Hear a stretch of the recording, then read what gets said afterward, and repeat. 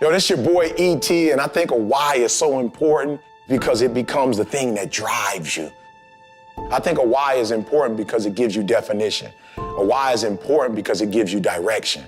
A why is important because it activates who you are as a person and it brings the best out of you.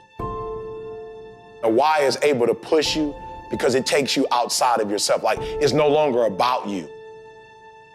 Everybody has a defining moment. So maybe you need to look at your life and say, well, maybe my defining moment is I'm not where I want to be. I don't have what I want to have. I've not accomplished all my dreams or my goals. When you ask yourself, how do I identify my why? I ask you to look around, like look around your own environment and whose life would be better off if your life was great. Look, you wouldn't even know who E.T. was without a why. Now, you've heard me say it before. I was a high school dropout. I was homeless. I was living in abandoned buildings. Why? Because I didn't have a why.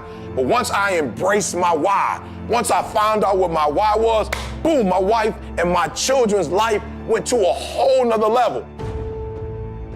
So I just want you to ask yourself this question. If you are a failure, who in your family would also become a failure? Who would you let down? But if you became great, what legacy would you create? If you became great, what dynasty would you create?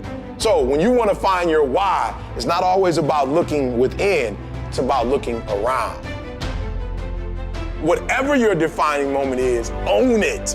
Whatever your defining moment is, own it. And say to yourself, after today, I will do whatever it takes to become everything I can become.